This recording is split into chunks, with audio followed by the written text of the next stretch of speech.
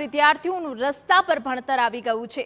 રસ્તાના ફૂટપાથ અભ્યાસ કરતા નજરે પડ્યા વિદ્યાર્થી કોલેજને સીલ મારી દેતા રોડ પર વિદ્યાર્થીઓને અભ્યાસ કરાવ્યો। 2 મહિના અગાઉ એસ્ટેટ વિભાગે કોલેજને સીલ માર્યું હતું। એસ્ટેટ વિભાગ સીલ ન ખોલતા હોવાનો કોલેજનો આક્ષેપ છે। કોલેજનું પ્રશાસન ડોક્યુમેન્ટ જમા કરાવવા તૈયાર હોવા છતાં સીલ નથી ખોલાઈ રહ્યું। વિદ્યાર્થીઓના સર્ટિફિકેટ અને ડોક્યુમેન્ટ પણ કોલેજ અંદર બંધ છે। કોલેજે રસ્તા પર શિક્ષણ આપી દેવામાં આવ્યા હોવાનો દેખાવ કર્યો।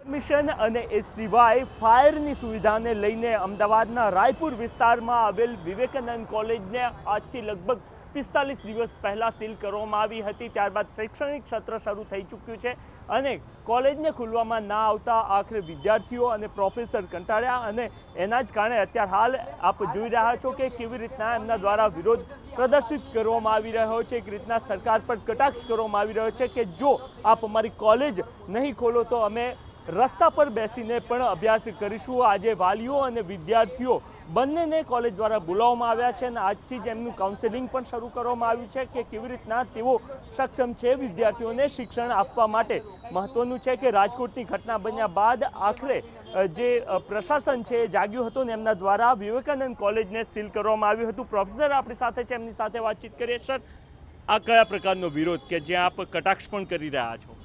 જ્યાં અમારી પાસે હવે કોઈ વિકલ્પ જ નથી બચ્યો અને અમારા વિદ્યાર્થીઓનું ભણતર બગડી રહ્યું છે ત્યારે ભલે અમને ગરમી લાગે કે ગમે તે પરિસ્થિતિ થાય, હવે અમે રોડ પર જ ભણાવીશું। જો નહીં ખોલે તો અમે દરરોજ આ રીતે તાપમાં લેક્ચર લઈશું। વરસાદ આવશે તો પલળતા વરસાદમાં પણ લેક્ચર લઈશું, પણ વિદ્યાર્થીઓને અમે ભણાવીશું કારણ કે હવે અમારા વિદ્યાર્થીઓનું ભણતર બગડી રહ્યું છે। પહેલાં તો વેકેશન હતું એટલે ચલો કદાચ વેકેશન ખુલશે તો ખોલી નાખશે એવી અપેક્ષાએ અમે પ્રયત્ન કર્યા, પણ હવે જ્યાં નથી જ જો એ લોકો નહીં માને તો અમે દરરોજ જે આ રીતે અહીંયા ભણતર માટે થઈને વિદ્યાર્થીઓને બોલાવવાનું નક્કી કર્યું છે। શું કંઈ કહેવામાં આવી રહ્યું છે? કારણ કે વચમાં પણ થોડા દિવસ માટે કોલેજ ખુલવામાં આવી હતી। જ્યારે યુપીએસસીની એક્ઝામ હતી એનો ઇન્ચાર્જ હું જ હતો ત્યારે એ લોકોએ 13 થી 17 તારીખ સુધી ઓર્ડર કર્યો કે ના તમે કોલેજ ખોલો અને એક્ઝામ લો, અને અમે 500 વિદ્યાર્થીની એક્ઝામ લીધી 500 2 સેશનમાં। 16મી જૂને મેં પોતે જ પરીક્ષા લીધેલી છે ત્યારે ખોલી કાઢી અને 18મીએ તરત ને તરત પાછું સીલ મારી દીધું।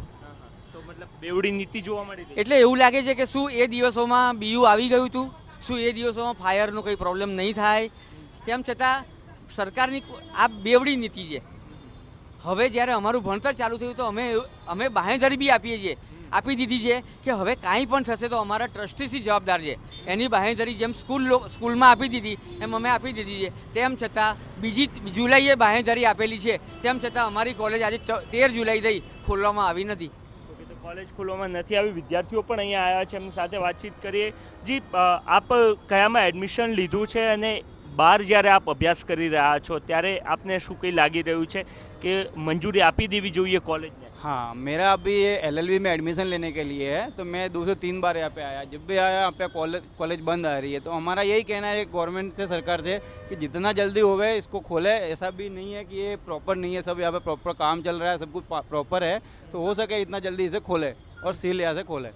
तो शहरी विस्तार के जे कोट विस्तार जूनू अमदावाद तरीके ओळखवामां आवे छे त्यां जूज कॉलेजों छे, जेटली मोटाभागनी कॉलेजों छे बहार जोवा मळे छे अने आ जूज कॉलेजों बचेली रहे ए खूब जरूरी छे। एना ज कारणे कॉलेज प्रशासन द्वारा आ प्रयत्न करवामां आव्या छे के कंई पण करीने कॉलेज चालू रहे के जेना कारणे मध्यम वर्गना जे विद्यार्थीओ छे एमने पोताना घर पासे ज शिक्षण मळी रहे।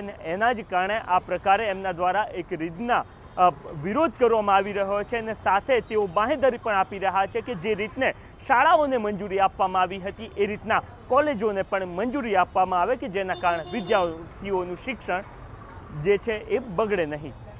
કેમેરામેન દીપક સેન સાથે નરેન્દ્ર રાઠોડ, TV9 અમદાવાદ।